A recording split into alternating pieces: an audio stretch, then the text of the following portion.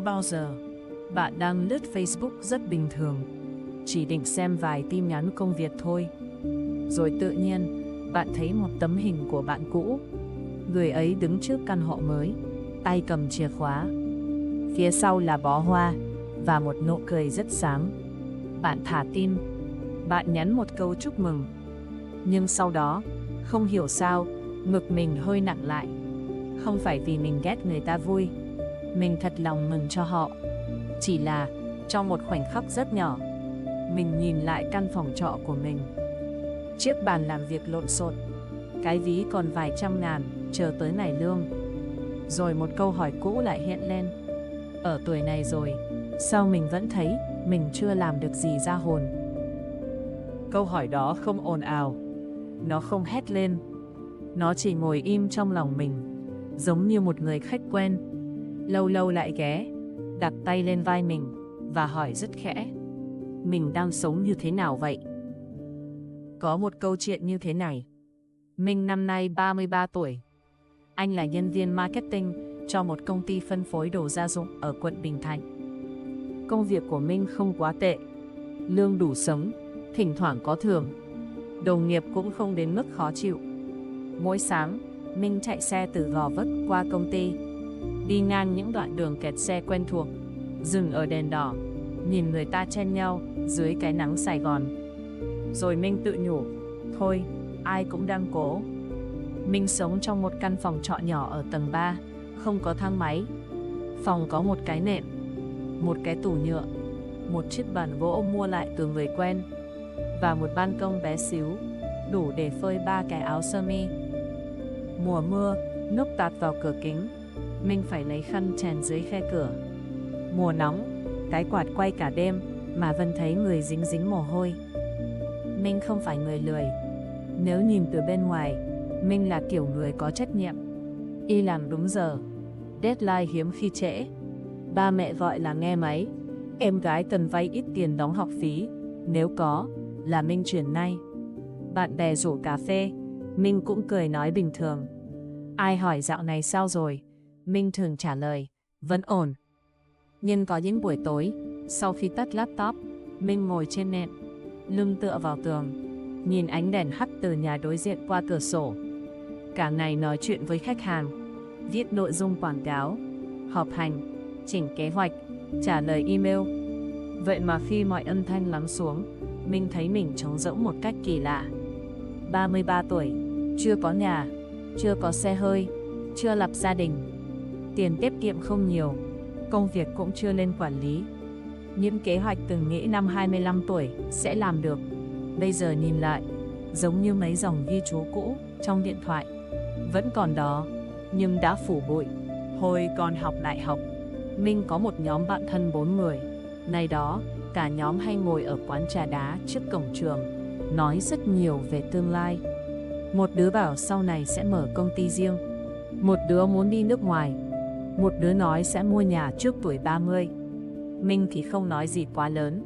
Anh chỉ muốn có một công việc tốt, lo được cho ba mẹ, sống thoải mái một chút, đừng phải lo tiền thuê nhà từng tháng. 10 mấy năm sau, nhóm chat vẫn còn, nhưng những cuộc trò chuyện đã khác. Hùng, đứa từng nói mở công ty, giờ thật sự có một studio thiết kế nhỏ, thỉnh thoảng đăng ảnh team building ở Đà Lạt. Phương đi Úc, đã có con trai đầu lòng, ảnh gia đình lúc nào cũng gọn gàng, sạch sẽ, như bước ra từ một trang quảng cáo. Cường mua căn hộ ở Thủ Đức, vừa đăng ký bàn giao nhà, caption là sau bao nhiêu cố gắng, cuối cùng cũng có một nơi để về. Minh xem hết, xem rất kỹ, rồi đặt điện thoại xuống. Căn phòng của Minh lúc đó chỉ có tiếng quạt. Ngoài hành lang, ai đó đang kéo vali lên cầu thang. Bánh xe va vào từng bậc, nghe cộc cộc. Minh bất giác nhìn quanh. Một nơi để về. Minh tự hỏi, phòng trọ này có được gọi là nơi để về không? Hay chỉ là chỗ mình ngủ tạm, giữa những ngày chưa biết đời mình sẽ đi đâu? Mấy ngày sau, công ty có buổi họp tổng kết quý. Sếp công bố người được bổ nhiệm làm trưởng nhóm mới. Đó là Lan, nhỏ hơn Minh 2 tuổi, vào công ty sau Minh gần 3 năm. Lan giỏi, nhanh, chịu khó học và biết cách trình bày ý tưởng. Minh biết điều đó. Minh cũng mừng cho Lan. Nhưng khi cả phòng vỗ tay, Minh cảm thấy mặt mình nóng lên. Không ai nói gì, không ai che Minh. Vậy mà trong lòng Minh như có ai vừa lấy thước đo ra, đo từ mình đến người khác, rồi kết luận rất lạnh, mình chậm quá. Tối hôm đó, Minh tăng ca đến gần 9 giờ. Không hẳn vì quá nhiều việc, một phần vì Minh không muốn về phòng. Về phòng là đối diện với chính mình. Minh ngồi trước màn hình, chỉnh đi chỉnh lại một file báo cáo mà thật ra đã ổn. Khi bảo vệ đi ngang, nhắc tắt đèn trước khi về, Minh mới lục tục dọn đồ. Trên đường về, trời đổ mưa. Mưa Sài Gòn không báo trước, cứ thế trút xuống. Minh không mang áo mưa. Anh tấp vào mái hiên, một cửa hàng điện thoại đã đóng cửa, đứng cùng vài người xa lạ. Ai cũng cúi xuống điện thoại. Minh cũng vậy. Và như một thói quen khó bỏ, anh mở mạng xã hội. Ngay dòng đầu tiên là bài đăng của Cường về căn hộ mới. Bên dưới là rất nhiều lời chúc. Có người bình luận, giỏi quá, tuổi này mà có nhà là quá ổn rồi. Minh đọc đến đó thì tắt máy. Mưa vẫn rơi, nước từ mái hiên chảy xuống thành từng vệt. Áo sơ mi của Minh ướt một mảng ở vai. Anh đứng đó giữa phố xá ồn ào, không phải khóc to, chỉ là mắt cay lên, cổ họng nghẹn lại. Anh thấy mệt. Mệt vì phải cố vui khi người khác thành công. Mệt vì phải chứng minh rằng mình cũng đang ổn. Mệt vì mỗi lần ai đó hỏi bao giờ mua nhà, bao giờ cưới, bao giờ lên chức, anh đều phải cười cho qua. Như thể đó không phải là những câu hỏi đang cào vào lòng mình. Cuối tuần đó, Minh về quê ở Long An ăn giỗ ông ngoại. Nhà đông người, mấy cô mấy bác hỏi han như mọi lần. Công việc sao rồi con? Lương tháng chắc khá ha? Có người yêu chưa? 33 rồi đó, đừng kén quá. Rồi một bác nhìn Minh cười, nói nửa đùa nửa thật. Hồi xưa bác tưởng con giỏi giang lắm, chắc giờ làm sếp lớn rồi chứ. Cả bàn cười, Minh cũng cười. Nhưng trong bữa ăn đó, Minh gần như không nuốt nổi. Miếng thịt kho trứng mẹ gắp vào chén nguội dần. Ba ngồi bên cạnh im lặng, thỉnh thoảng rót trà. Mẹ thì nói đỡ vài câu, bảo công việc thời nay khó lắm, từ từ rồi đâu vào đó. Minh nghe mà vừa thương mẹ, vừa thấy xấu hổ. Anh không muốn mẹ phải nói đỡ cho mình. Anh muốn có một điều gì đó thật rõ ràng, để mẹ có thể tự hào mà không cần giải thích. Chiều, sau khi phụ dọn chén, Minh ra sau nhà ngồi một mình. Sau nhà có cây xoài cỗ. Dưới gốc cây là cái ghế đá đã sứt một góc. Hồi nhỏ, Minh hay ngồi đó học bài. Ngày ấy, Minh tin chỉ cần học giỏi, chỉ cần cố gắng, cuộc đời sẽ mở ra một con đường thẳng. Lớn lên mới biết, có những con đường mình đi rất chăm chỉ nhưng vẫn quanh co. Có khi đi mãi, lại thấy mình quay về gần như chỗ cũ. Chỉ khác là mình mệt hơn. Mẹ bước ra, đặt cạnh Minh một ly nước lọc. Bà không hỏi nhiều, chỉ ngồi xuống kế bên. Một lúc sau, mẹ nói, con đừng để mấy câu hỏi của người ta làm con quên mất con đã vất vả thế nào. Minh quay sang nhìn mẹ. Bà nhìn ra vườn, giọng bình thường, như đang nói chuyện thời tiết. Mấy năm ba con bệnh, tháng nào con cũng gửi tiền về. Em con học đại học, cũng nhờ con phụ. Có đợt con thất nghiệp mấy tháng, con giấu mẹ, nhưng mẹ biết, con vẫn tự xoay. Mẹ không biết mấy cái thành công ngoài kia người ta tính bằng gì, nhưng mẹ biết con không bỏ cuộc. Nghe đến đó, Minh cúi mặt xuống, một giọt nước rơi lên mu bàn tay. Anh không chắc đó là nước mắt hay giọt mưa còn đọng từ tán xoài. Nhưng lần đầu tiên sau nhiều tháng, Minh không cố nuốt cảm giác ấy vào trong. Anh nói rất nhỏ, con thấu mình thua người ta nhiều quá, mẹ. Mẹ im lặng một lát rồi hỏi, thua ai con? Minh không trả lời được. Vì thật ra, cái người mà Minh nghĩ mình đang thua không phải chỉ là Hùng, Phương, Cường hay Lan ở công ty. Mình đang thua một phiên bản tưởng tượng của chính mình. Một Minh 33 tuổi trong đầu anh, đáng lẽ phải có nhà, có chức, có gia đình, có tài khoản tiết kiệm đẹp, có dáng vẻ điềm tĩnh của một người đã biết mình đang làm gì với cuộc đời. Còn Minh thật thì đang ngồi dưới gốc xoài, áo thun cũ, lòng đầy so sánh và sợ hãi. Tối hôm đó, Minh ngủ lại ở quê. Nửa đêm tỉnh dậy, anh nghe tiếng quạt máy cũ kêu rè rè, tiếng chó sủa xa xa, tiếng mẹ ho nhẹ ở phòng bên. Anh nằm nhìn trần nhà, nhớ lại những năm qua. Anh nhớ năm 27 tuổi, ba bị tai biến nhẹ, cả nhà hoang mang. Minh chạy đi chạy về giữa bệnh viện và công ty. Có hôm ngủ gục trên ghế nhựa ngoài hành lang. Anh nhớ năm 29 tuổi, công ty cũ cắt giảm nhân sự. Anh mất việc ngay trước Tết, vẫn cố nói với ba mẹ là con nghỉ để tìm cơ hội tốt hơn. Anh nhớ những tháng ăn mì gói cuối kỳ lương, những lần muốn mua tay áo mới nhưng lại chuyển tiền về quê trước. Anh nhớ một mối tình đã dừng lại, không phải vì hết thương, mà vì cả hai đều quá mệt với cơm áo và những dự định không khớp nhau. Những chuyện đó mình ít kể, vì chúng không đẹp để đăng lên mạng. Không có ảnh bàn giao nhà, không có tiệc thăng chức, không có chuyến du lịch sang trọng. Chỉ có những ngày bình thường, mình cắn răng đi qua. Vậy mà kỳ lạ, chính những ngày đó lại là phần rất thật của cuộc đời Minh. Sáng hôm sau, Minh dậy sớm. Mẹ đang quét sân, ba tưới mấy chậu mai trước hiên. Ánh nắng còn mềm. Minh pha một ly cà phê đen, ngồi trước nhà, mở điện thoại.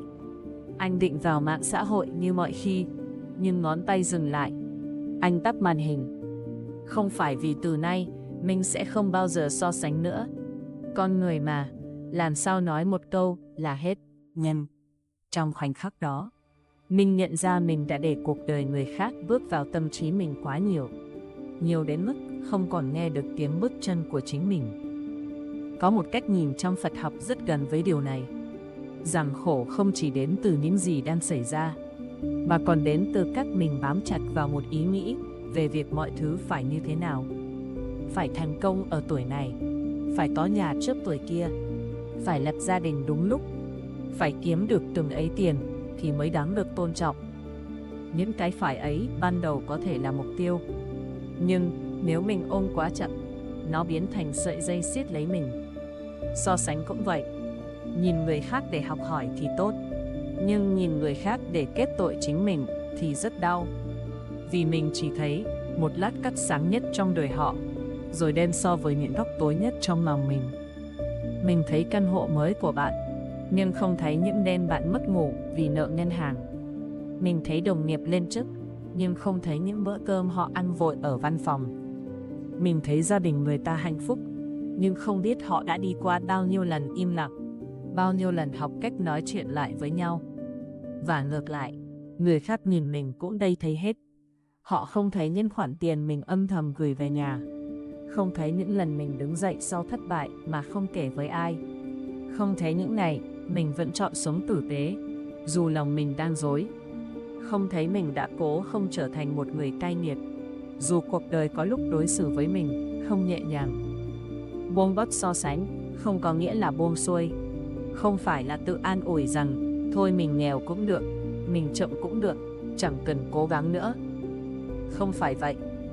Buông bớt so sánh là thôi dùng thước đo của người khác để đánh vào lưng mình mỗi ngày, là đủ bình tĩnh để hỏi hành trình của mình thật sự đang cần gì.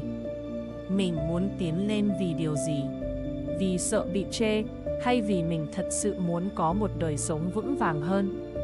Sau lần về quê đó, mình không thay đổi cuộc đời trong một đêm.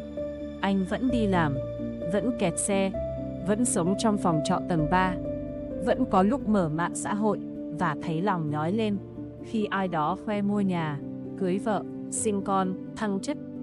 Nhưng mình bắt đầu tập một việc nhỏ. Mỗi khi thấy mình bị cuốn vào so sánh, anh đặt điện thoại xuống và hỏi, mình đang cảm thấy gì? Ghen tị à? Buồn à?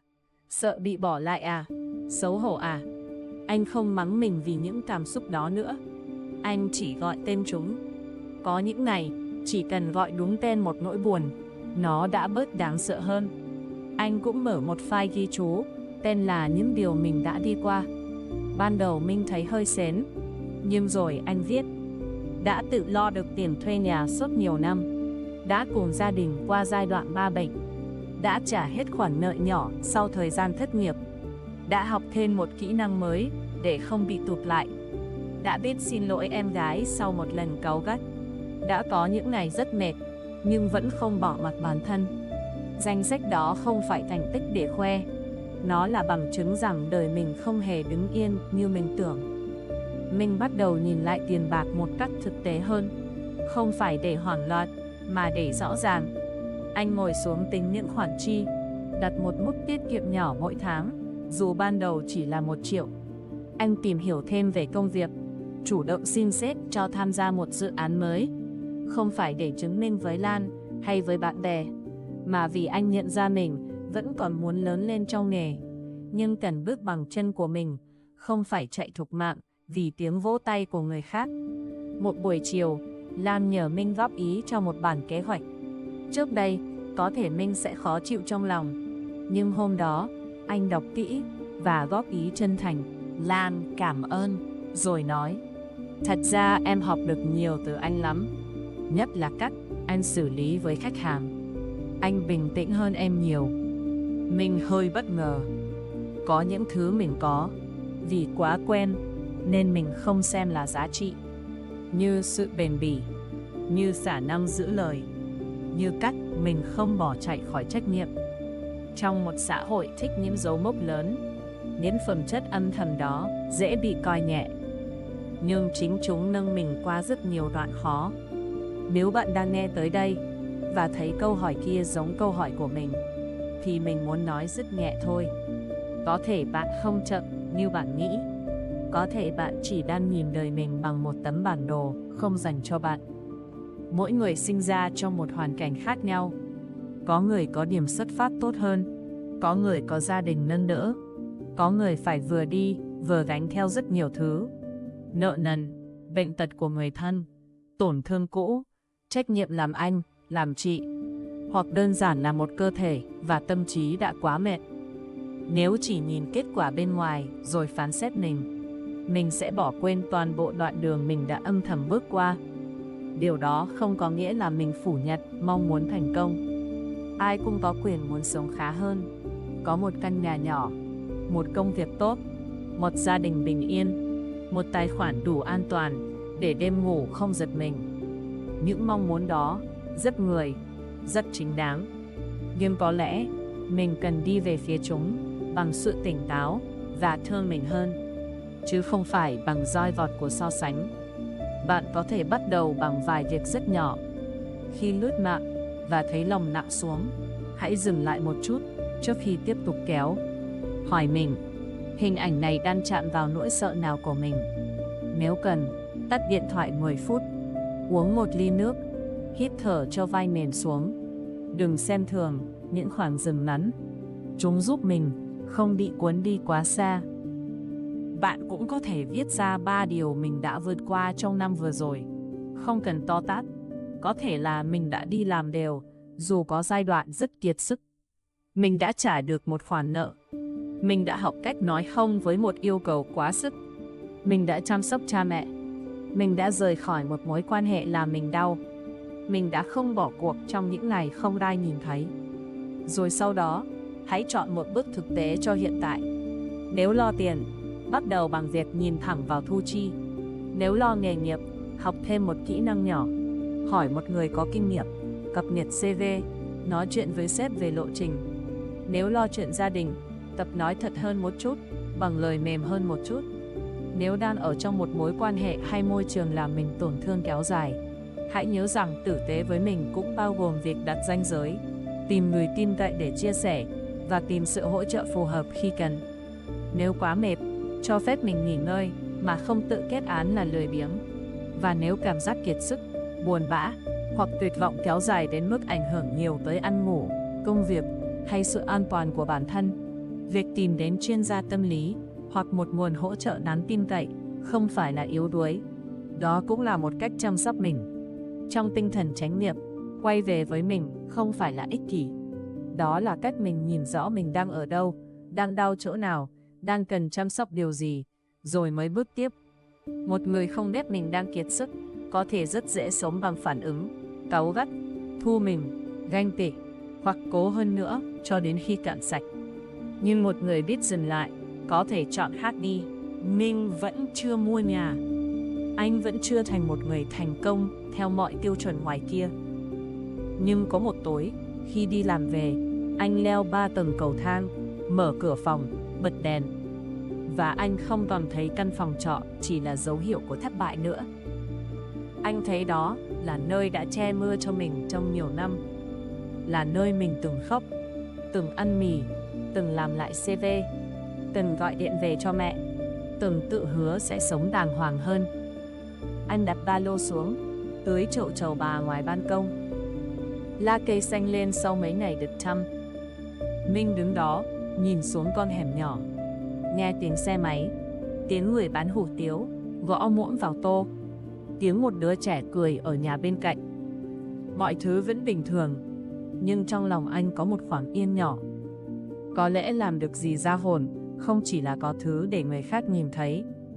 Có khi là qua bao nhiêu năm trao đảo, mình vẫn còn giữ được một phần tử tế, vẫn còn biết thương cha mẹ, vẫn còn muốn học, muốn sửa, muốn sống tốt hơn, vẫn còn đủ can đảm để nhìn vào nỗi buồn của mình mà không quay đi.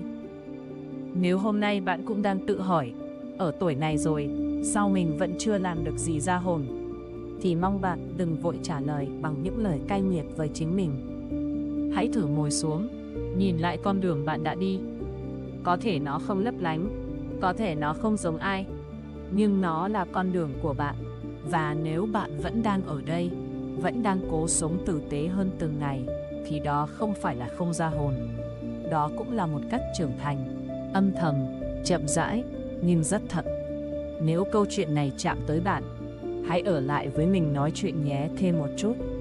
Biết đâu, trong một buổi tối nào đó, khi lòng mình lại nặng vì những so sánh ngoài kia, chúng ta có thể cùng nhau chậm lại, thở một hơi và nhắc nhau rằng đời mình không cần phải giống đời ai mới đáng được trân trọng.